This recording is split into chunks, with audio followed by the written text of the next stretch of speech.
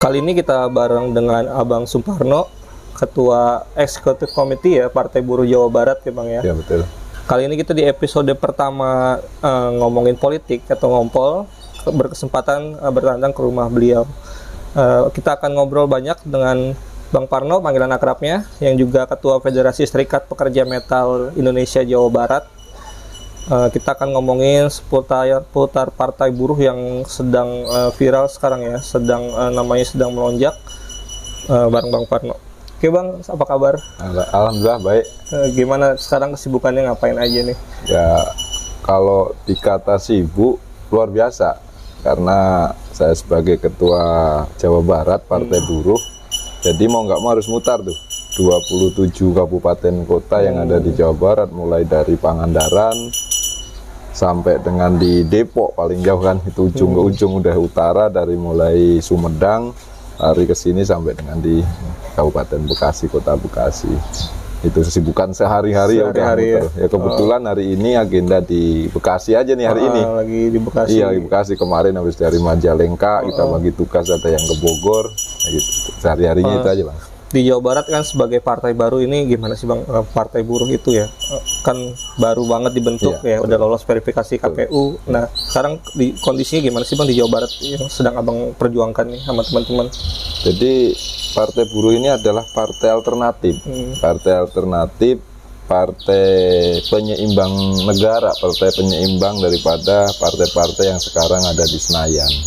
Karena partai buruh ini partai harapan, ternyata partai harapan masyarakat kecil yang notabene sekarang ini dia susah untuk mencari sebuah cantelan partai mana sih yang sebetulnya berpihak terhadap rakyat kecil.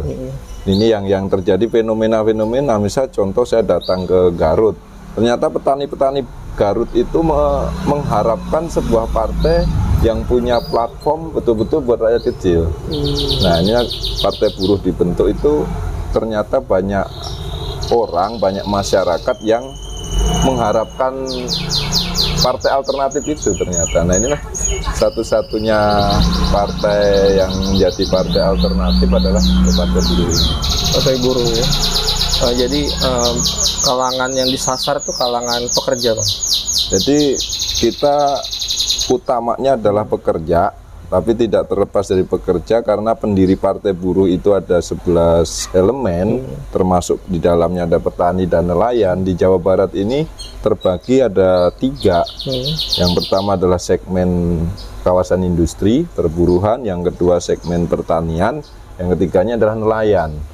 Nah, daerah Pantura itu nelayan, daerah selatan Pangandaran, terus Sukabumi sebagian adalah nelayan, dan 3 segmen itu yang akan kita sasar. Memang 3 elemen itulah yang sebagai pendiri partai buruh salah satunya.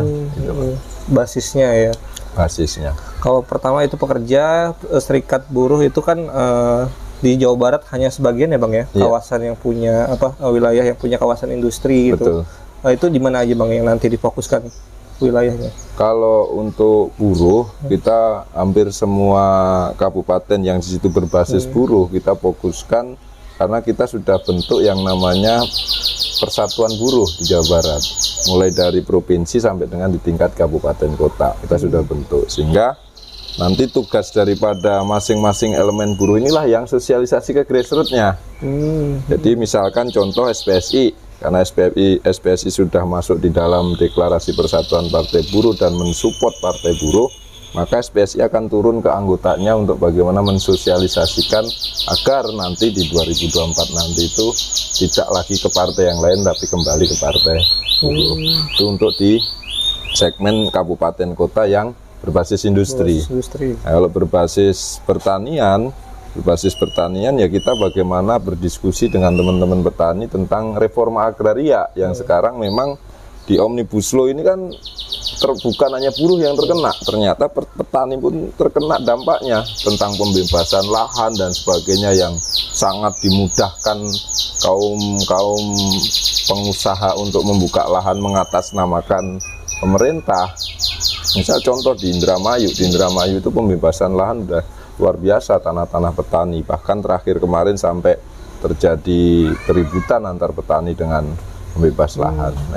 Nah itu termasuk segmen nelayan juga gitu ya Bang ya. segmen nelayan kita ke Pangandaran segala macam. Di dalamnya kalau di Priarangan Timur itu terkenal dengan pesantren-pesantren, kita juga masuk ke pesantren.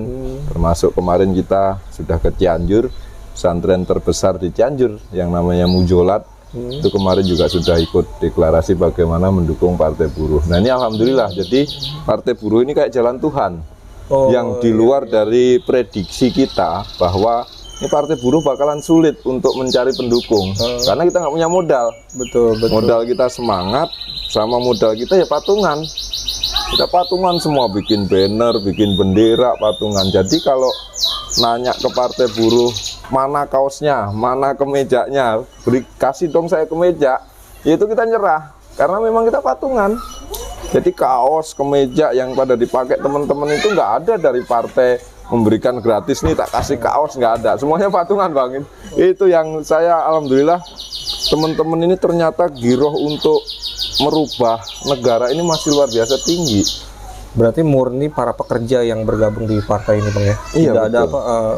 elit atau konglomerat gitu. Nggak ada konglomerat, karena banyak konglomerat yang sudah nawarin pengen membantu Partai Buruh, tapi bukan kami menolak, tapi nanti akan jadi take and give di situ. Itu tuh yang kami transaksional. Iya, kami nggak mau. Pasti yang namanya orang mensupport pasti dia harus ada dong yang balik ke dia. Nah ini yang kita tidak mau, sehingga kita bagaimana caranya buruh ini ya masing-masing bagaimana patungan di internal serikat masing-masing, petani ya patungan di petani.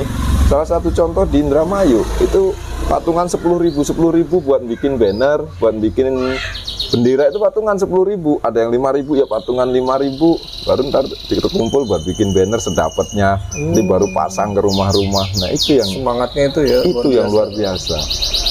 Kalau di Partai Buruh ini kan yang kita kenal identik dengan FSPMI Bang. Iya, betul. Tapi sebenarnya serikat lain itu juga bergabung nggak sih Bang? Yang tadi Abang bilang kan ya, SPSI juga ya. Apa ada yang gabung-gabung juga serikat lain Bang? Banyak. Di Jawa Barat misal contoh, saya ketua Esko-nya dari SPMI, sekretarisnya dari SPN, wakil ketuanya dari SPSI, terus wakil ketua bidang kampanyenya dari SBSI 92, terus wakil sekretaris kampanyenya dari PPMI. Itu untuk Esko Jawa Baratnya saja sudah hampir semua serikat ya, masuk ke pengurusan Esko. Jadi nggak ada opini bahwa Partai Buruh itu adalah FSPMI, Partai Buruh itu adalah miliknya SPMI, itu nggak ada. Karena memang faktanya di tingkat kepengurusan dari mulai pusat sampai dengan di tingkat kabupaten kota, semua itu satu. Artinya semua unsur elemen pendiri itu ada di situ. Contoh kayak di Indramayu sekali lagi, yang contoh paling gampang dan ini itu kan basis petani. Nah itu kan ketuanya aja benar-benar nelayan. Kalau ketuanya itu ketuanya nelayan yang dia sekolah aja cuman SD, itu jadi ketua Esko Kabupaten Indramayu, dan basis dia nelayan sama petani. Sekretarisnya petani biasa. Kalau petani punya sawah, mendingan jadi buruh tani sekretarisnya, sekretaris Esko Kabupaten di Indramayu. Contoh lagi yang ada di Sukabumi, sekretarisnya sama, dianya petani biasa.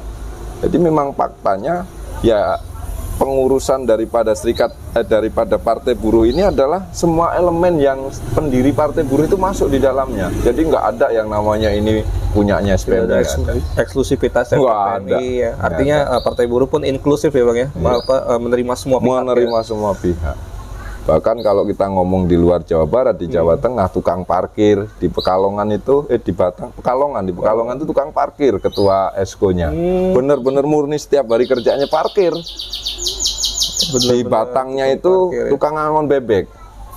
Di ketua Esko Batang itu tuh tukang angon bebek. Di sawah bener-bener dia setiap hari kerjanya angon bebek.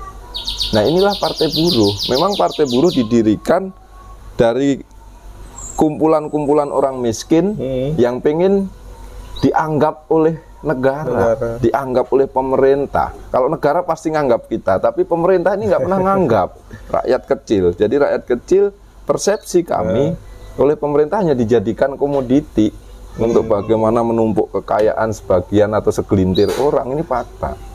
Dan hanya diperebutkan suaranya menjelang pemilu. Betul. Gitu. Akhirnya gini Bang, kalau ini fenomenal kan, yang nggak pernah disadari masyarakat nih. Betul. Sebelum pemilu nih, tahun-tahun sekarang nih, mohon maaf nih, teman-teman calon-calon DPR RI sampai tingkat kabupaten, semua itu ngemis ke rakyat. Artinya ngemis suara, minta tolong besok saya dicoblos besok. Tapi setelah dia jadi, rakyat suruh ngemis. Dengan fakta apa? Misal contoh di lingkungan RT RW mengajukan proposal dana aspirasi tentang jaling misalkan. Dia harus bagaimana caranya bikin proposal sendiri.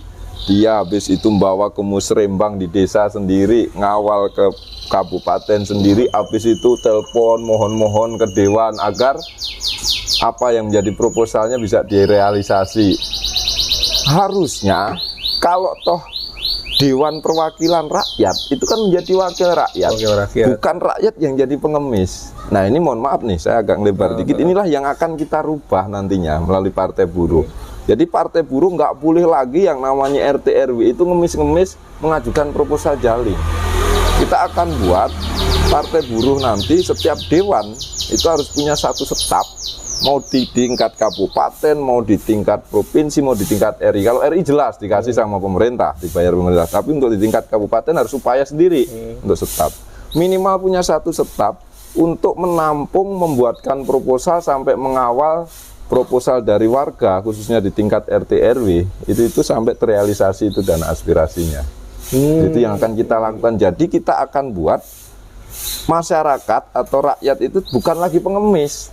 Tapi rakyat itu adalah sebagai raja yang dia harus kita layani. Ini akan kita buat seperti itu di Partai Buruh. Wah, keren nih nanti. Memang banyak kan ya politisi itu kalau udah jadi anggota dewan ya sulit ya Bang ya. Ketemu aja sulit ya. Sulit, ini fakta. Sulit. Di WA susah bales, di telepon nggak diangkat, nanti kiran di balasan WA 3 hari berikutnya. Balasannya pun tidak menanggapi apa yang menjadi WA. Cuman berarti mohon maaf ya kemarin sibuk. Tuh rata-rata begitu tuh Bang. Ini fakta-fakta yang terjadi karena mohon maaf teman-teman saya dewan kan banyak juga. Ya kan, bahkan jangankan kan rakyat kecil, kadang-kadang saya sendiri itu WA teman sendiri aja balesnya nanti 2 hari, 3 hari baru dibales. Nggak inget dulu waktu dianya sebelum jadi. Ini yang terjadi fenomena Bang. Kalau sebelum jadi ya mereka intens komunikasi, betul, ada nongkrong bareng, ngopi bareng. Itu. Tapi ketika jadi ya susah. Diakses ya. Nah tadi kan kita ada buruh, petani dan nelayan ya Bang ya.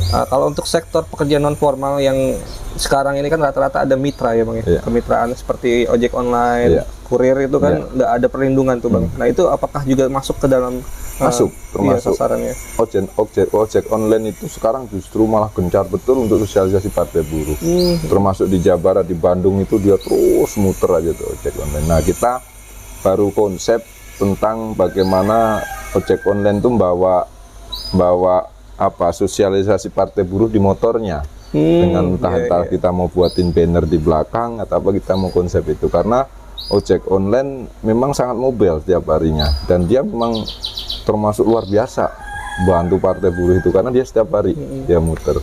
Jadi cerita yang dari teman-teman Bandung, ojek online Bandung tuh, jadi dia tiap muter boncengin pelanggannya, itu diajak ngobrol sama Partai Buruh.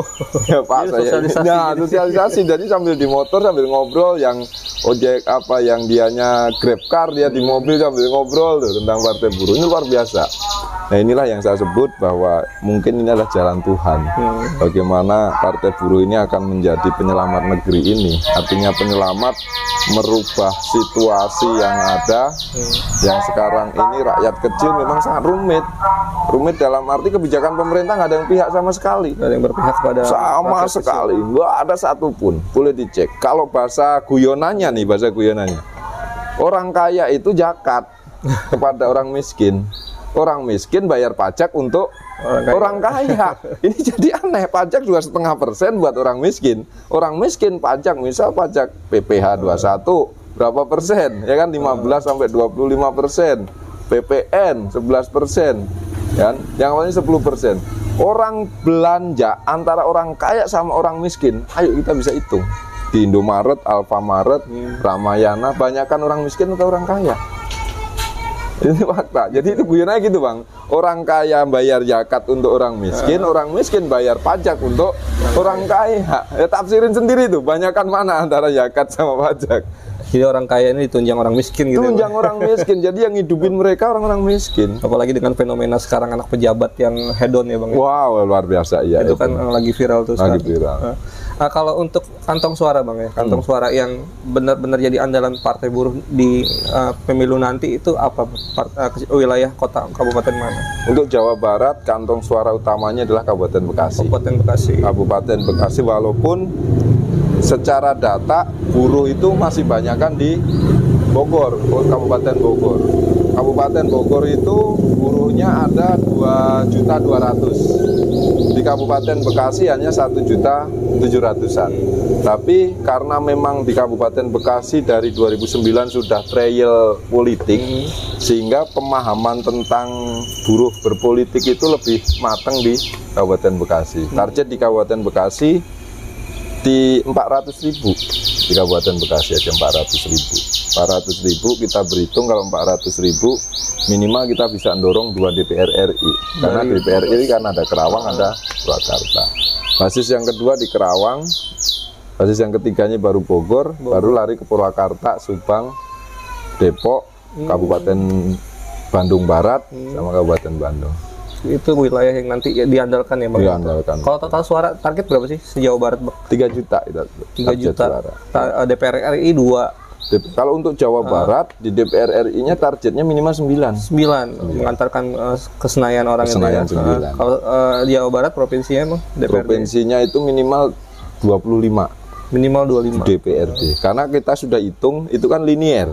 Kalau kita punya 9 di DPR RI, maka minimal punya 25 di tingkat provinsi, dan punya di tingkat kabupaten itu udah ratusan pasti. Ya Bekasi pun ditarget berapa Bang sebagai kantong suara terbesar? Kita target 10 kursi di Bekasi, karena sekarang ada penambahan kursi kan. Yang dulunya 50 kursi, sekarang 55. Terjadinya pecah dapil ini. Dapil juga nambah ya? Nambah, yang awalnya 6 jadi 7 kan gitu kan. Kita punya target 10 kursi dengan suara 400.000. Hitungan kita masuk. Hitungan 3 juta itu berarti udah benar-benar dihitung banget ya Bang ya? Maksudnya sudah kita petakan. Bukan angka nebak 3 juta gitu ya? Karena gini, data kita 3 juta gini Bang, hitungan kita. Data BPS tahun 2021, buruh di Jawa Barat itu 22 juta. Itu buruh di Jawa Barat. Data di Snaker Provinsi Jawa Barat, buruh formilnya itu 10 juta. Itu tahun 2018 lalu. Buruh formilnya itu 10 juta. Artinya kalau 10 juta kita hanya mengambil itu 30%. 30% dari data tersebut. Dari data. Jadi sangat realistis data 3 juta atau target 3 juta suara itu realistis karena kita nggak ambil full. Bahkan 50% pun enggak.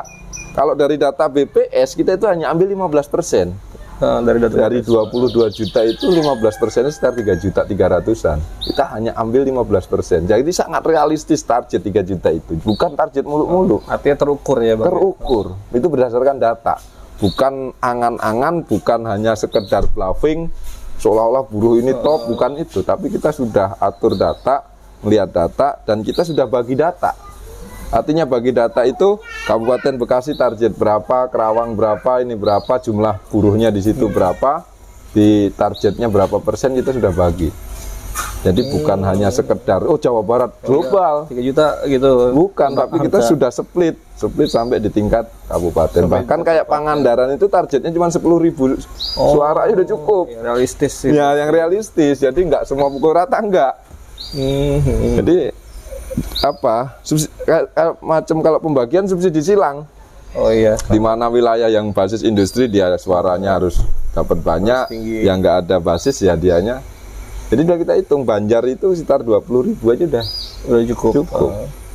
Jadi nggak harus ratusan ribu di sana karena nggak mungkin, udah nggak realistis. Nggak seperti targetnya Bekasi. Nggak seperti. Jadi nanti Bekasi akan subsidi di sana. Gitu. Kalau wilayah yang masih perlu diperkuat Bang, Partai Buruh itu di mana Bang? Pangandaran sama Banjar. Oh yang tadi disebut itu. Pangandaran sama Banjar, karena di sana memang basisnya itu bukan basis buruh, hampir nggak ada. Jadi dia basisnya basis nelayan, basis ini yang kita link ke sananya kurang seperti di wilayah-wilayah lain. Walaupun walaupun apa ya ada, tapi untuk memaksimalkan memang agak rumit karena jarak tempuh juga bagi kita. Secara geografis paling ujung paling ujung, dan kita mau ke sana itu butuh waktu yang lumayan, hampir 9 jam kalau kita ke hampir 9 jam. Pangandaran. Dari Bandung atau dari Bekasi? Dari Bekasi sini ke sana 9 jam. Udah sama aja kita sampai di Jawa Timur. Oh iya, Jawa Timur. Karena kan akses tolnya hampir nggak ada. Jadi kita harus lewat jalan-jalan kecil semua kan ke arah sana. Seperti halnya kita ke Kabupaten Tasik tuh. Tasik di selatan ya. Iya, 8 jaman itu yang ke Kabupaten Tasik. Tiap hari Bang Parno itu keliling Jawa Barat ya, Pak. Hampir tiap hari ya. Hampir tiap hari keliling Jawa Barat. Jadi kalau nggak ada agenda keluar kota, pasti agenda di Bekasi. Di esko kecamatan kita datengin. Gitu. Kalau ini Bang, tadi kan mungkin kalau pekerja itu kan udah gampang ya, ada serikat A, B, C, D, E. Coba kalau petani dan nelayan tuh gandengnya gimana sih Bang? Apakah lewat kelompok tani atau memang ada organisasi yang menaungi mereka gitu? Jadi petani itu kalau secara resmi di sini ada dibagi dua, di luar petani-petani yang nggak punya kelompok. Satu ada Serikat Petani Indonesia (SPI). Itu basisnya itu ada di Subang, Indramayu, Sumedang, Garut, sama Pangandaran itu sebagian ada. Jadi itu petani di situ. Nah, untuk satu lagi yang namanya Petani Pasundan. Petani Pasundan Itu Persatuan Petani Pasundan ya, alhamdulillah sekarang juga udah bergabung sama Partai Buruh. Dia yang di Priangan Timur itu dia yang akan garap petani-petani.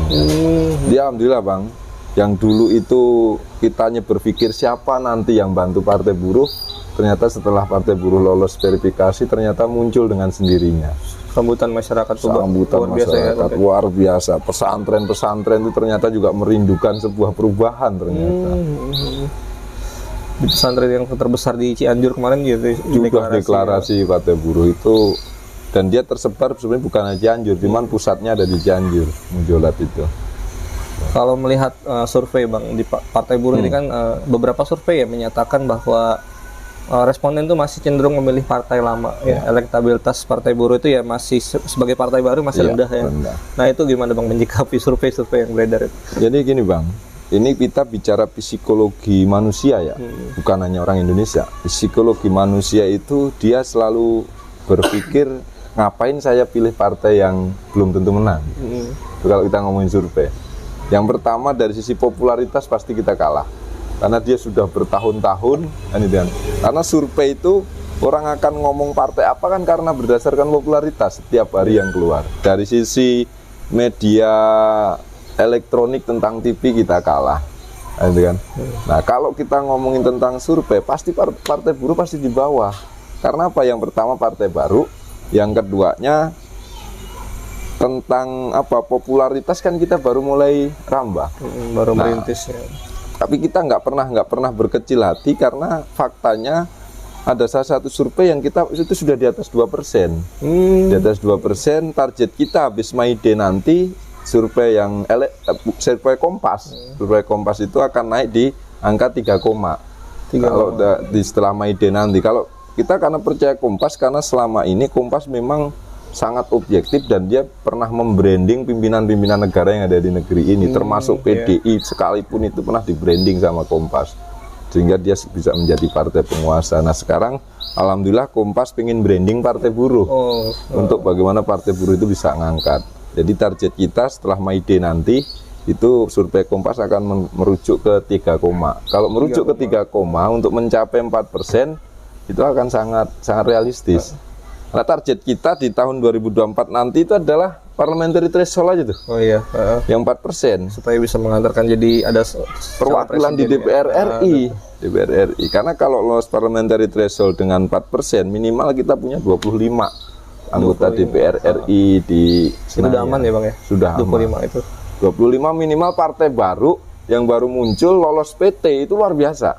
Boleh dicek partai-partai baru yang kemudian diriin bahkan 2 periode pemilu aja belum punya perwakilan di DPR RI gitu kan. Masih banyak yang nggak lolos itu Bang. Itu target utama kita gitu. Tapi ada satu survei yang saya lihat, saya lupa dari mana itu, Partai Buruh sebagai partai baru dia yang teratas di polling. Kan Partai baru yang dengan paling atas ya. paling atas di antara 9 partai baru, termasuk 5 partai yang tidak lolos parliamentary threshold, kita teratas. Saya lupa tuh survei apa tuh. Itu dari apa ya, itu ada beberapa survei. Kita di bawahnya P3, kadang di bawah PAN tuh.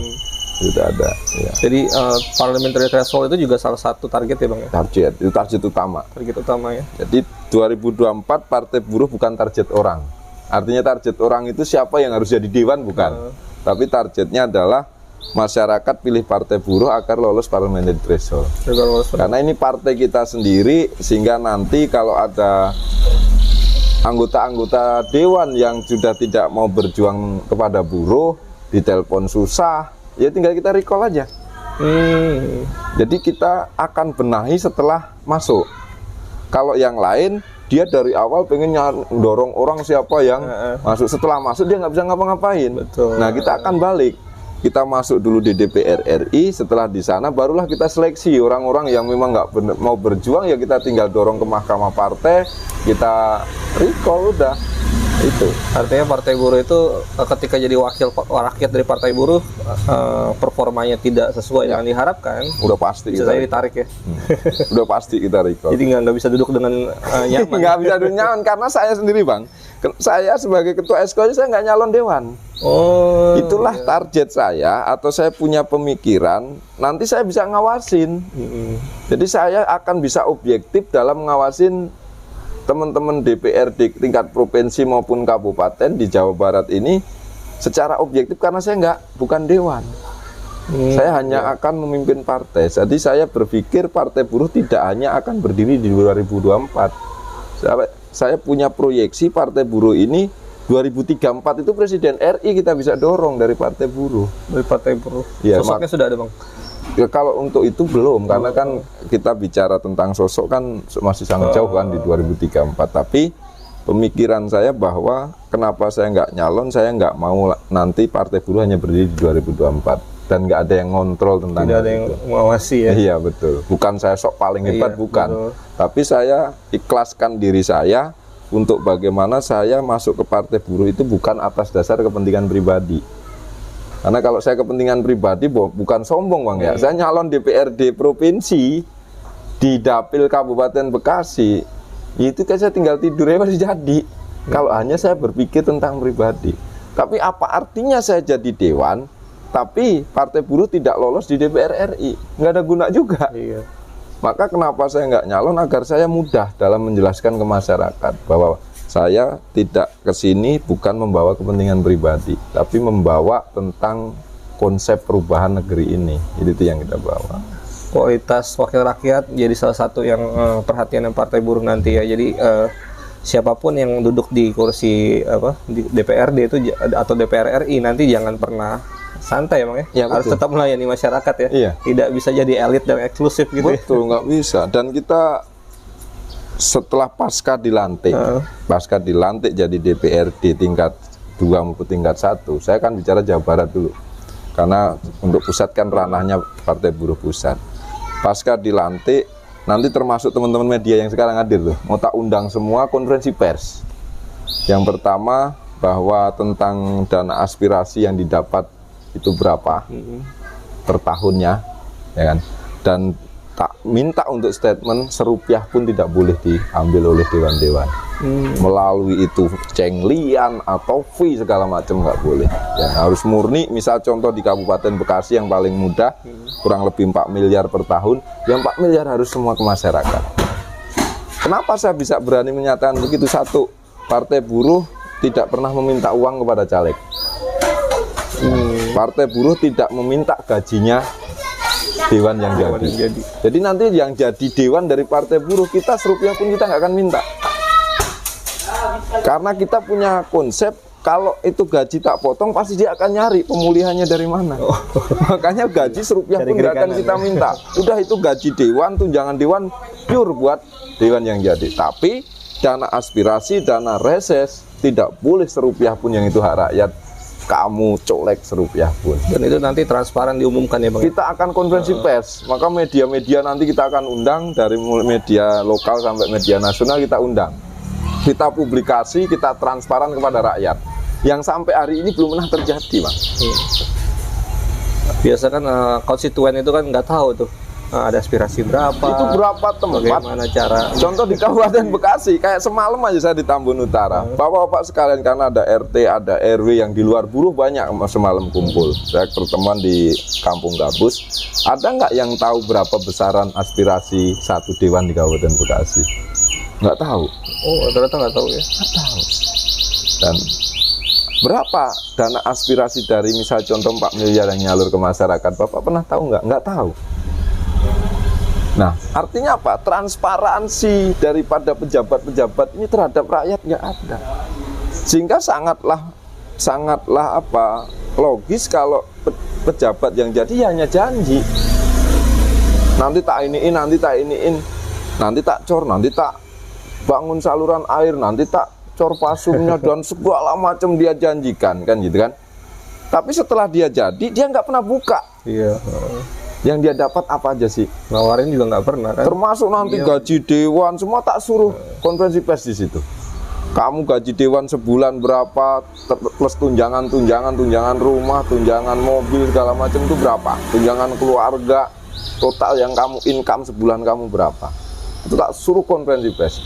Yang keduanya, saya akan keluarkan instruksi pada saat ngantor di kantor dewan, kecuali sidang paripurna, maka wajib menggunakan atribut partai buruh, kemeja lengan pendek. Oh, ada kemeja oranye gini. Oranye lengan pendek. Itu dan harus ada nama. Nggak boleh nggak ada nama. Nggak boleh pakai jas. Coba sekarang rakyat biasa, siapa yang kenal itu namanya siapa dari dewan-dewan? Oh iya. Karena apa? Pakai jas, pakai batik lengan panjang, rapi. sepatu pantopel lancip gitu kan? Iya, biasanya begitu. Keluar mobil dibukain pintu. Nah, itu nggak boleh. Memang ini adalah partai buruh yang memang kita jangan pernah berpikir untuk menjadi seorang borjuis, atau kalau bahasa sekarangnya jadi sosialita, kalau bahasa ibu-ibunya nggak boleh. Dan dari sekarang caleg-caleg tolong kasih tahu istri-istrinya, jangan nanti setelah jadi istrinya dewan jadi sosialita. Jangan pernah berharap seperti itu. Nah, jangan pernah berharap. Udah tak PAW aja udah itu. Tak recall udah pasti. Karena itu akan saya keluarkan instruksi dan wajib dijalankan. Jadi kalau sidang paripurna kan memang etikanya harus pakai batik. Nah, kecuali sidang paripurna nggak boleh pakai kan. Udah celana jeans, pakai sepatu ket, lengan pendek udah. Nah, itulah buruh. Tunjukkan kepada masyarakat, tunjukkan kepada pemerintah, tunjukkan kepada pejabat-pejabat negara bahwa inilah partai buruh. Kita punya style sendiri. Kita nggak mau terbawa dengan gaya mereka, tapi kalau mau ya mereka ikutin gaya kita. Jadi biar nanti kalau konferensi pers tentang dana aspirasi dan sebagainya, pilihan dewan yang bukan dari partai buruh hanya 2. Ngikutin gaya kita, transparansi kepada masyarakat, atau mereka akan dibully oleh masyarakat. Kan itu doang kan pilihannya. Karena bebannya berat ya, membawa nama buruh. Tampil Parlete itu kan berat lah. Dan itu yang akan kita konsep. Jadi nggak boleh. Udah pakai lengan pendek aja udah. Kenapa mesti malu? Ini partai kita sendiri, bukan partai orang lain. Karena hitung-hitungan kita sangat sederhana. Anda nyalek, contoh di tingkat kabupaten, nyalek dari partai buruh. Anda itu hanya kerja di pabrik. Gaji paling 8 juta. Anda setelah jadi dewan, Anda hitung berapa kali lipat gaji Anda. Kenapa Anda masih berpikir tentang mau ngambil haknya rakyat? Itu Anda udah ubud dunia, saya bilang gitu kan. Jangan berniat memperkaya diri ya Bang ya? Iya, jangan memperkaya diri. Jadi kalau mau nyalek, partai buruh tidak ada mahar, partai buruh tidak meminta gaji dewan, tapi jangan pernah berharap kaya melalui partai buruh. Kos politiknya hampir 0 berarti. Hampir 0. Jadi nggak ada namanya mahar ke partai, mau nyalek bayar berapa biar bisa dapat nomor urut berapa. Tunjukkan kepada kita fakta-fakta bahwa Anda memang diterima di masyarakat. Pasti kita akan kasih nomor urut atas. Itu aja. Nah, artinya penjaringan ini kan udah mulai pileg ya Bang ya? Iya. Udah tahapannya. Penjaringan bacalek itu gimana jadi ya? Memilih yang berkualitas ya? Kan seperti abang tadi kan standarnya cukup tinggi ya Bang ya. Dia juga harus tetap berkomitmen, dia juga harus tetap menjaga nama baik partai gitu kan. Berarti mulai sekarang bacaleknya gimana Bang? Jadi kita standari Bacalek yang pertama kita ambil dari komunitas atau segmen buruh atau aktivis-aktivis buruh. Dimulai dari situ. Dari situ. Jadi kita utamakan dari aktivis buruh. Bukan berarti kita menolak dari tokoh. Tokoh kita terima. Ya. Asal yang pertama tokoh komitmen dengan 13 platform daripada partai buruh. Yaitu bagaimana memperjuangkan rakyat, tentang memperjuangkan buruh dan sebagainya. Kalau punya komitmen itu dan mau bikin fakta integritas, ya boleh dari tokoh. Tapi kita utamakan dulu dari teman-teman aktivis buruh. Gitu. Jadi aktivis buruh itu yang jadi utama dibanding yang lainnya, Bang. Betul. Walaupun nggak jamin, Bang. Walaupun nggak jamin. Iya, aktivis buruh nanti setelah jadi terus dianya terus sama buruh nggak jamin. Iya. Iya kan? Termasuk pengusaha gitu, Bang, ada yang tertarik, saya pengen jadi caleg partai buruh gitu, apakah diterima, Bang? Apa juga harus dengan persyaratan tadi? Persyaratan, wajib persyaratan. Harus diikat dengan iya, itu diikat ya. fakta integritas. Integritas. Maka kalau dia melanggar maka harus saya siap untuk di-recall. Kalau sekarang ini, Bang, mungkin partai buruh ini kan tadi Abang udah gencar sosialisasi ke kota-kota di Jawa Barat.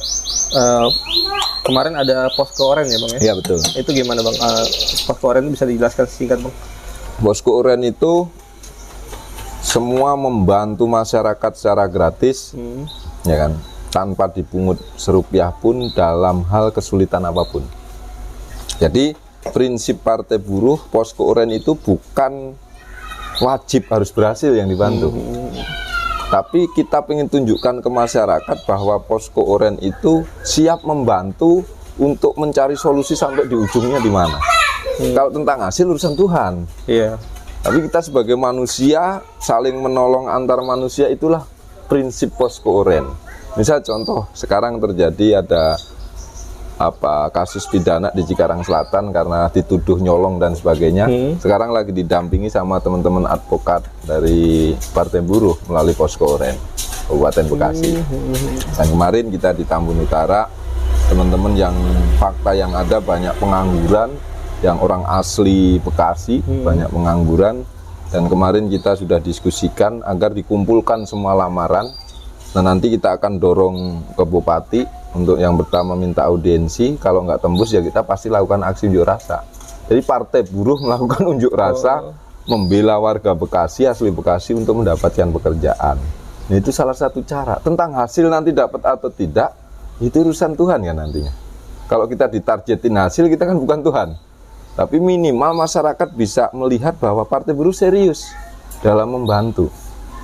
Nah, itu tuh konsep posko oren itu. Masyarakat miskin yang berobat ditolak rumah sakit, dipersulit segala macam, dia harus ada DP. Kan sekarang banyak buat mainan tuh. Iya. Karena ini kisnya belum ada, pakai DP dulu, kan itu kan. Nah, setelah kisnya sudah ada, DP-nya nggak boleh diambil. Itu banyak kasus begitu. Kita punya yang namanya sayap kita Jamkes SWOT. Jamkes SWOT. Sudah turun dan sudah banyak sekali contoh-contoh kasus.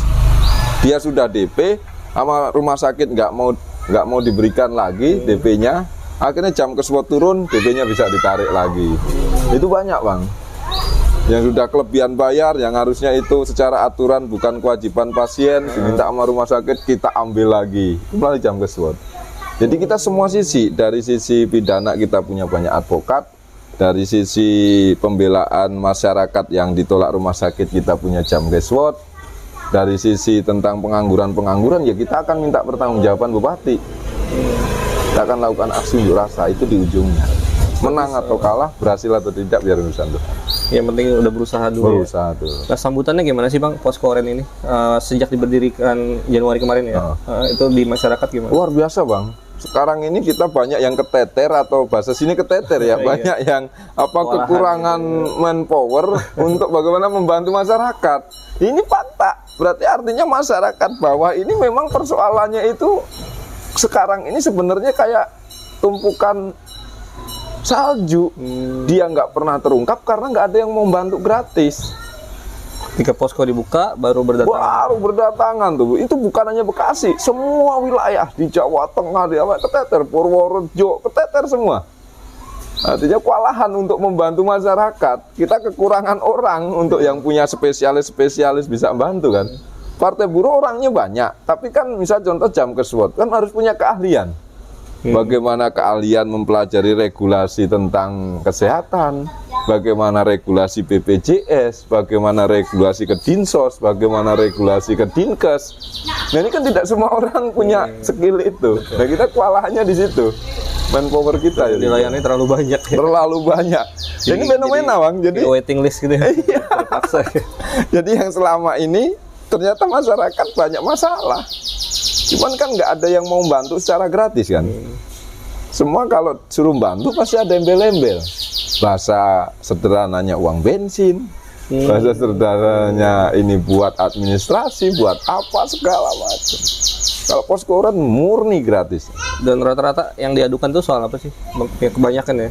Banyakan sampai hari ini ketenaga kerjaan. Kasus pidana ada tapi 1-2. Hubungan industrial gitu ya? Ya, hubungan industrial, dia di PHK sepihak dan sebagainya. Itu mau di Bekasi, mau di kemarin Sukabumi pun ada. Itu PHK. Rata-rata itu.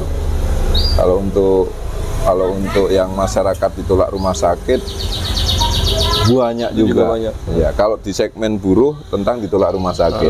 Kalau di segmennya masyarakat umum atau rakyat jelata itu tentang ditolak rumah sakit. Jadi kalau buruh tentang PHK itu tentang ditolak rumah sakit. Dua itu yang paling banyak. Yang mayoritas diterima ya, Poskoren. Bang, Partai Buruh ini sekarang program yang sedang difokuskan apa, Bang? Program yang disosialisasi kepada masyarakat itu apa yang mungkin kan kelas pekerjaan motonya kalau di itu ya. Jadi kita sosialisasi ke masyarakat itu yang pertama bahwa ayo kita merubah sirkulasi kebijakan negara. Kita rakyat kecil bukan berarti tidak bisa merubah. Artinya sirkulasi, silahkan Anda kaya, tapi jangan pernah kami dimiskinkan. Artinya orang-orang kaya silahkan, tapi kita buatlah kita sejahtera, jangan dibuat kita jadi miskin. Dan yang slogan yang paling kita jangan sampai kelaparan di negeri yang kaya. Oh, aduh, dalam banget itu ya. Itu slogan kita. Contoh fakta di dekat kawasan-kawasan industri MM2100 di Cikedokan segala macam. Kalau abang bisa cek ke sana itu masih banyak rumah bilik.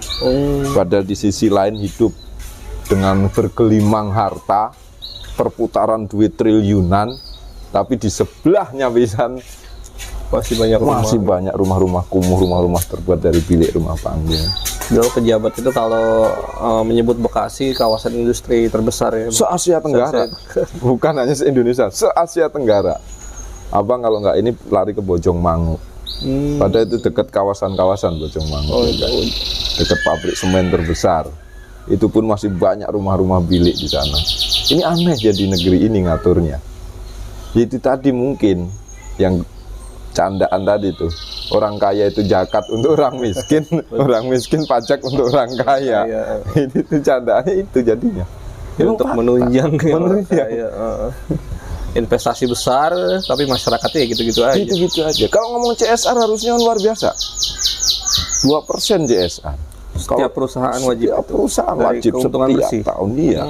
Coba kalau di sini hampir 7.000 perusahaan, bahkan sekarang lebih kali karena munculnya kawasan industri di Delta. Delta sampai 11 kan. Dulu hanya Delta 1, Delta 2 kita kenal. Sekarang Delta Silicon itu sampai 11. Oh, udah sampai 11. Sampai 11. Artinya perusahaan hampir 10.000. Kalau itu semuanya pemerintahnya tegas dan semuanya mengeluarkan CSR, itu nggak perlu dari pemerintah pun warga Bekasi ini nggak ada yang miskin, nggak ada yang kebanjiran, pasti revitalisasi sungai pun nggak ada pembangunan lancar, pasti lancar. Nah sekarang kan apa nggak jelas programnya apa, CSR nggak ada yang ya dikeluarin pasti, cuman keluarnya kemana kita nggak tahu. Kalau yang namanya perusahaan itu namanya CSR pasti bayar. Cuman kan nggak dikelola sama pemerintah. Ini CSR harus disalurkan kemana, warga miskin di mana. Kan bisa itu sebenarnya itulah berdirinya Partai Buruh nanti salah satunya. Jadi nanti akan mengatur regulasi itu ya, Pak? Regulasi kita buatkan perda, kita buatkan perbub. Nanti kalau sudah keluar perda dan keluar perbub tentang CSR misal contoh. Jadi tidak ada akan oknum yang berani masuk bermain. Karena yang sudah dilindungi perda dan perbub. Jadi semua diatur pemerintah, diatur oleh badan independen misalkan untuk ngatur CSR, bukan dari birokrat tapi dari independen. Dan dialah yang akan mengevaluasi di mana-mana wilayah Bekasi, misalnya contoh yang masih miskin, itu yang akan dikeluarkan, termasuk nanti di kabupaten kota yang lain kita akan buatkan seperti itu. Kalau kita punya satu fraksi di DPRD provinsi, kita akan buatkan perda melalui provinsi tentang program CSR. CSR harus dikoordinir supaya tepat sasaran juga. Tepat sasaran, dan yang koordinir adalah independen. Harus independen. Kalau pemerintah korupsi lagi baik nantinya itu jadi persoalan. Ini fakta kan. Dan sampai Menteri Agamanya korupsi kan udah kebangetan. Ya kan? Dari mulai urusan dunia sampai urusan akhirat aja di Indonesia semua korupsi. Ya. Ini fakta kan? Iya. Memang negeri ini apa aja bisa dikorupsi. Iya. Dan memang apa ya dari semua pejabat sampai tingkatan bawah sih, kepala desa banyak kan yang tangkap. Di daerah Jawa itu udah banyak pada yang tangkepin kepala desa karena korupsi kan. Korupsi bansos, korupsi bantuan pemerintah yang buat. Padahal kalau dipikir mereka juga udah sejahtera ya itu.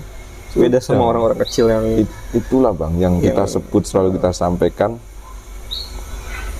banyak pengusaha-pengusaha, banyak orang kaya rakus. Saya nggak nunjuk orang, tapi banyak orang kaya rakus. Artinya rakus sebenarnya kehidupan dia mau kemana lagi? Perut kita isinya berapa sih makan? Tapi dia terus bagaimana mengorok terus kekayaan yang ada di negeri ini tanpa pernah berpikir bagaimana nasib rakyat. Rakyat hanya ditipu BLT itu. BLT yang cuma bisa dipakai berapa minggu. Iya, BLT 600.000, 300.000 tuh BLT. Itu kalau hidup di zaman sekarang sampai mana? Jadi lebih suka memberikan ikan daripada memberikan kail. Coba kalau petani-petani di perkampungan itu, yang tanah-tanah negara itu aja bagiin ke petani daripada digusur buat pengusaha-pengusaha untuk diriin pabrik, habis itu buangnya limbah. Lebih baik itu petani-petani dibagi satu petak. Cukup nggak? Sangat cukup. Negeri ini untuk dibagi ke rakyatnya itu sangat cukup. Dengan total luas wilayah di Indonesia dibagi kepada masyarakat itu sangat cukup. Maka mohon maaf, dulu zaman Orde Baru ada transmigrasi kan, tempat penduduk yang udah padat dia pindah ke tempat-tempat yang lahannya masih luas, dan di sana diberi dia dikasih kan, disuruh garap lahan, akhirnya bisa sertifikat sekarang. Iya betul. Iya, itu kan Kalimantan, Sumatera, Medan banyak itu. Makanya ada kampung Jawa, kampung mana dia diriin kampung sendiri-sendiri. Karena termasuk di kampung saya dulu di Sukoharjo pada saat pembangunan Waduk Gajah Mungkur itu kan terjadi transmigrasi bedol desa. Jadi Waduk Gajah Mungkur itu kan hampir satu kecamatan loh. Jadi dia dipindahin ke Lampung, ke Medan. Jadi desanya dipakai untuk proyek nasional, warganya transmigrasi. Dan sekarang pun sebenarnya padat penduduk, kalau itu ada program pemerintah pasti mau. Orang nggak punya apa-apa di sini. Misal contoh, mohon maaf nih, yang hidup di pinggir-pinggir kali, pemerintah kan akhirnya gusur tanpa sebuah etika. Gusur-gusur aja, nasib dia bagaimana nggak diurus. Dipikirin tinggal di mana nanti gitu. Coba kalau hal itu ada program, apa yang tidak punya lahan segala macam hidup di bantaran kali, maka kita adakan program transmigrasi misalkan, ya kan? Di sana disiapin lahan satu orang satu, misalkan 5.000 meter. Kalau di wilayah Kalimantan sana 5.000 meter kan kayak ngelihat begini, sangat kecil kan? Kecil. 1 hektar pun sangat kecil. Beda di Bekasi, melihat 1 hektar ya udah kayak lapangan. 250 meter aja diperebutin. Udah diperebutin. Nah itu harusnya program-program itu, dan bisa sebenarnya. Nah itu yang banyak hal yang bisa dilakukan di negeri ini dengan kekuasaan itu. Makanya itulah slogan buruh berkuasa, rakyat sejahtera. Dengan cara apa? Konstitusional besok di pemilu-pemilu. Produk politik ya. Produk politik, semua produk politik. Ini yang membuat apa ya, buruh nggak bisa berkutik Bang. Demo udah kurang apa, kita demo sampai berdarah-darah, kita demo tingkat kabupaten. Harus semuanya kita demoin. Besok tanggal 14, 13 besok demo lagi, hari Senin demo ke DPR RI nolak tentang pengesahan Perpu. Itu kalau udah desain wassalam, udah nasib buruh. Magang kayak dulu lagi, outsourcing lebih parah, nggak ada aturan lagi. Jadi kelihatannya rakyatnya kerja tapi sebenarnya nggak kerja. Dia hanya diperbudak kan. Kok kenapa pemerintah nggak pernah berpikir sampai di situ, nggak pernah berpikir long term tentang nasib anak bangsa? Dia hanya selalu, saya jadi presiden toh cuma maksimal 10 tahun, sudah ini aja kan gitu kan. Dia nggak pernah punya konsep untuk bagaimana long term-nya. Ini nanti akan terjadi penumpukan pengangguran Bang Indonesia. Nah iya, pengangguran itu apakah jadi Bang program Partai Buruh? Target Bang.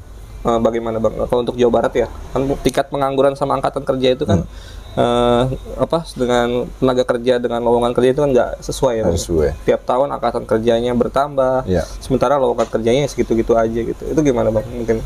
Jadi gini, ini kita dibilang investasi banyak untuk biar ada tempat kerja baru untuk masyarakat. Tapi fakta yang ada, proyek-proyek yang sekarang ini investasinya besar, cuman tidak menampung tenaga kerja. Coba sekarang kan proyek infrastruktur semua.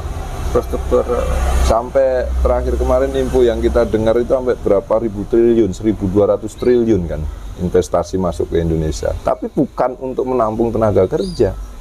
Proyek-proyek jalan, proyek-proyek kereta cepat dan sebagainya. Terus apa artinya itu investasi ribuan triliun masuk ke Indonesia tapi tidak menyerap tenaga kerja? Maka yang kita akan gerakkan khususnya di Jawa Barat nanti UMKM Bang, mau nggak mau. Ya, kalau kita mengacu pada pemerintah udah sifatnya seperti ini. Mandirian ekonomi artinya. Mandirian ekonomi, kita akan bentuk UMKM melalui ibu-ibu PKK di setiap wilayah RT RW itu kita akan bantu melalui apa? Dana aspirasi aja. Dana aspirasi. Ya kan? Kalau toh dibilang melanggar, kita demo pemerintahnya buat rakyat, apa yang melanggar sih? Kita nggak ngambil serupiah kok. Kita korupsinya di mana kan itu kan? Cek aja itu. Misal contoh ibu PKK di perumahan, dia pengen sebenarnya punya skill tentang menjahit atau skill membuat kue. Ya tinggal aja aspirasi, kita turun, kita datengin trainer, kita bawain alatnya. Kalau toh membuat kue kita bawain oven, kita bawain apa ya kan? Dilatih gitu ya. Dibawain trainer kan sampai dia jadi, dipantau sampai dia bisa jualan, marketnya di mana, ya. Nah itu program. Jadi kita nggak perlu yang muluk-muluk di negeri ini sebenarnya. Hal-hal yang sederhana kalau itu dilakukan secara masif, maka itu jadi hal besar. UMKM, setiap RW RT semua ada UMKM loh. Jadi dia muter aja, kue yang beli kalau ada acara misalkan hajatan nggak usah beli di luar, beli aja di UMKM yang di RW tersetempat. Monopoli ekonominya kan jadi jalan, jadi nggak keluar kemana-mana. Sirkuler jadi di situ-situ aja. Iya, situ-situ aja kan. Nah itu kan yang membuat sukses itu kan sebenarnya itu. Jadi kita ngambil dari luar, setelah masuk kita puter aja terus di situ. Dan itu bisa dilakukan. Dan sangat sederhana dan biaya nggak besar. Asal mau. Nggak perlu ngandelin pemerintah, dari dewan pun cukup. Lewat dana aspirasi tadi yang dimaksud itu ya? Dana aspirasi sangat cukup. Kalau di DPR RI dana reses. Ada. Reses luar biasa besar, 3 bulan sekali reses. Itu bisa untuk semua asal buat masyarakat. Karena itu sebenarnya memang hak rakyat kan. Karena apa? Dewan itu kan sebenarnya cuma jadi jalan. Ini duitnya negara kan. Hulunya begini, ini pajak dari rakyat masuk ke negara, diatur dengan APBN, akhirnya di situ ada anggaran muncullah dana aspirasi, kan dari rakyat kan? Dari rakyat. Muterlah dana aspirasi itu disalurkan melalui DPRD. DPRD kan sebenarnya cuma jalan. Tapi sekarang DPR bukan jadi jalan, tapi seolah-olah itu duit dia. Iya. Coba cek, mohon maaf nih, asal datang ke masyarakat, nih tak cor asal besok coblos saya ya. Kemarin ada satu orang dari salah satu partai datengin di sini perumahan. Ini bisa nih tak cor ujung ke ujung ini, tapi besok perumahan sini ke kita. Jadi seolah-olah duit kontrak politik malah. Itu kan seolah duit dia kan? Padahal itu duitnya rakyat. Uang APBD ya? Iya APBD dapat dari mana kalau bukan dari rakyat? Iya. Kan pendapatan terbesar kan dari pajak kan? Pajak dari mana? Buruh yang paling aktif bayar pajak. Belum gajian udah dipotong pajak. Fakta kan? Pajak penghasilan. Iya, PPh 21 itu kan kita belum terima duitnya, belum ngelihat gaji kita secara utuh aja kita udah dipotong. Pengusaha mana taat pajak? Buktinya banyak yang kabur. Ya kan? Banyak yang kasus-kasus pajak akhirnya pemerintah ngeluarin amnesti. Karena yang taat pajak orang miskin. Iya. Ya kan? Yang menikmati pajak orang kaya. Yang ngemplang pajak miliaran, ratusan miliar ternyata orang kaya. Coba cek. Orang miskin nggak ada ngemplang pajak. Orang sebelum gajian udah dipotong kok. Kan itu kan? Yang ada mungkin nggak bisa bayar pajak karena nggak ada uang. Nggak ada uang. Bukan nggak bisa bayar pajak, Bang. Kalau ngomongin buruh itu pasti bayar pajak. Pasti bayar karena dicicil setiap bulan kan. SPT tahunan. Tapi pajak kita kan setiap bulan bayar. Setiap bulan. Dicicil. Tahunan juga ditagih lagi nanti. Iya, nanti pas sekarang nih bulan Maret ini nih. Ini kan harus bikin SPT kan. Iya. Dari perusahaan itu sudah ngeluarin, perusahaan sudah ngeluarin. Tentang nih pajak kamu, nih kamu masukin sendiri, harta kamu apa, keluar SPT. Siapa yang ngemplang wajah pajak semua? Iya. Ini fakta. Contoh lagi, ini memang negeri ini memang harus banyak perubahan. Jalan raya segala macam. Sekarang ayo kita, ini yang nggak pernah terpikir oleh orang. Seolah-olah ini jalan hancur terus ya. Proyek yang buat orang kaya, yang dapat untung orang kaya. Yang dapat untung orang. Ya. Kontraktor Yang rusak jalan coba cek siapa? Apakah orang miskin yang rusak jalan? Banyak kan yang pakai mobil itu. Yang punya dump truck siapa? Yang punya kontainer orang miskin apa orang kaya? Yang muatannya melebihi kapasitas jalan orang miskin apa orang kaya? Jadi ini rakyat kecil hanya ditipu. Bangun jalan ini contoh ini sederhana, jalan Pasar Induk ke dalam. Ini jalan ancur-ancuran karena proyek siapa? Pemerintah lah. Pemerintah. Jalan tol Cilincing. Setiap hari dump truck lewat sini bawa tanah yang melebihi kapasitas. Ada masuknya jalan kecil kan. Jalan kecil, iya. Hancur semua jalan. Habis hancur, dibenerinnya asal. Tambel dengan jalan. Jadi yang tadi di awal saya bilang, rakyat jadi komoditi sekarang ini. Udah nggak ada rakyat diuntungkan hidup di negeri ini. Yang diuntungkan orang kaya. Dia yang ngusulin pembangunan, dia yang punya kontraktor, dia yang bangun, dia yang dapat untung, dia yang rusak lagi. Orang miskin dapat jalan bolongnya. Dapat jalan bolong, pelek pecah siapa yang ganti? Beli sendiri. Ya? Iya, kita beli sendiri pelek. Kalau orang kaya pasti lewat tol pelek pecah, berani ngeklaim jasa marga. Misalkan contoh operator pabrik lewat tol, sekarang mohon maaf tol Jakarta Cikampek hancur semua kan, lubang gede-gede bener, antem aja jeder, pelek pecah. Buruh pabrik aksesnya kemana mau ngomplain jasa marga? Ada juga. Pernah nggak terbuka kalau pecah pelek di jalan tol karena lubang, maka silahkan datang ke jasa marga akan diganti itu pelek? Pernah nggak ada? Ada, kita kan bayar kan? Bayar tol gitu. Ya. Ini negeri kita, Bang. Potret negeri ini jadi Partai Buruh ini ingin mengubah ya Bang ya, hal-hal yang elementer yang sebenarnya sudah jadi masalah ya, ke hal-hal yang sebenarnya harus diperbaiki. Nah Bang, menarik satu mungkin yang terakhir ini ya Bang ya, soal seruan untuk kembali ke Partai Buruh kan. Di Bekasi ini ada salah seorang tokoh senior ya Bang, yang dulu program politiknya Partai Buruh dititipkanlah, belum ada Partai Buruh dulu ya, sudah go politik, akhirnya dititipkan ke berbagai partai kan, akhirnya melaju ke Senayan. Nah kemarin kan informasi terbarunya kan hingga Februari ditunggu, ternyata tidak kembali ya, mungkin gimana sih Partai Buruh, apakah terpengaruh dengan figur ini atau gimana Bang? Jadi gini, kita awal dari ngomongin Partai Buruh pasti ngomong serikat, karena kalau serikat pekerja itu bukan mengkultuskan seseorang. Serikat pekerja itu basicnya adalah tentang peraturan organisasi, ADART dan instruksi. Peraturan organisasinya bagaimana, ADART-nya seperti apa, instruksi organisasinya bagaimana. Siapapun yang memimpin di serikat pekerja itu pasti akan mematuhi dan akan dipatuhi. Pemimpin akan mematuhi ADART, yang dipimpin akan mematuhi pemimpin berdasarkan ADART. Itu di serikat pekerja. Kalau dulu kita pernah menitipkan seseorang untuk dia jadi dewan melalui partai lain yang kita titipkan sebelum Partai Buruh berdiri, dan sekarang nggak mau kembali lagi, bagi kami nggak ada soal. Itu pilihan hidup. Cuman yang bisa dipastikan, Anda sudah tidak akan bisa lagi masuk ke dalam komunitas kami, yaitu kaum buruh, dan Anda pasti akan di border habis, dan Anda bukan siapa-siapa lagi di buruh. Itu prinsip kami. Dan secara aktual di lapangan teman-teman buruh pun juga nggak jadi masalah. Ya sudah, mereka bilang dia. Justru malah sekarang yang muncul adalah cibiran.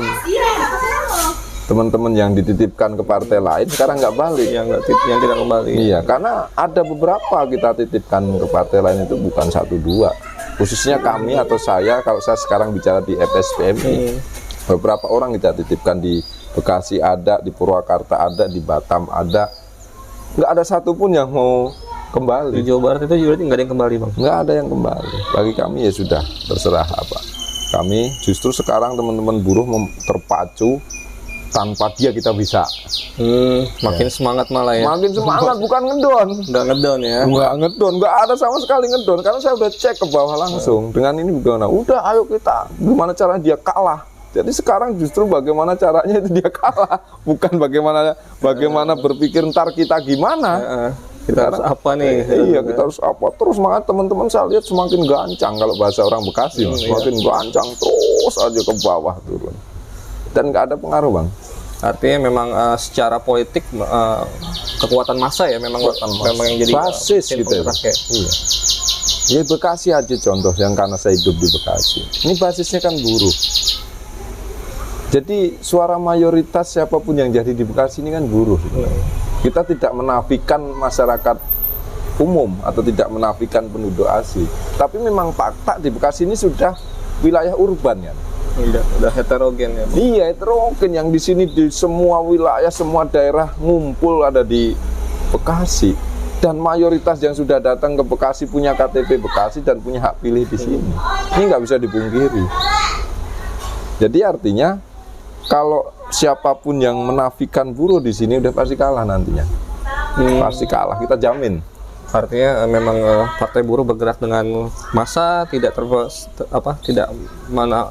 terhadap figur tertentu ya, tidak ada memfigurkan ya, siapapun. Artinya siapapun yang nanti terpilih, siapapun yang nanti bergerak, suara juga dari bawah semua ya, Bang ya. Termasuk hari ini kita sudah gaungkan bahwa Presiden FSPMI Bung Riden Hatta Majis itu kita gaungkan untuk Bupati Bekasi nanti. Bupati Bekasi. Karena Bung Riden bukan orang luar, tapi Bung Riden memang asli Bekasi, dan memang asli orang Bekasi. Orang tuanya pun masih tinggal Bekasi. Salah satu kader senior di FSPMI. Jadi kita mau promosikan, mau kita branding untuk menjadi Bupati Bekasi.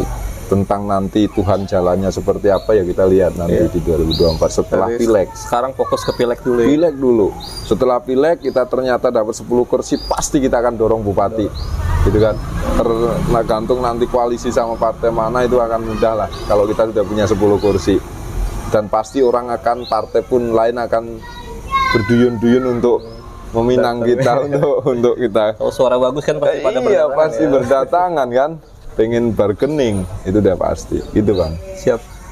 Tidak terasa ya kita sudah ngobrol sama Bang Parno nih, ngomongin politik sudah hampir 1 jam ya. Terima kasih Bang Parno atas waktunya. Sukses selalu untuk pergerakannya di Partai Buruh di Jawa Barat. Amin. Dan nanti kita akan balik lagi dengan ngobrolin politik bersama narasumber lainnya. Terima kasih telah menyaksikan. Assalamualaikum warahmatullahi wabarakatuh. Waalaikumsalam.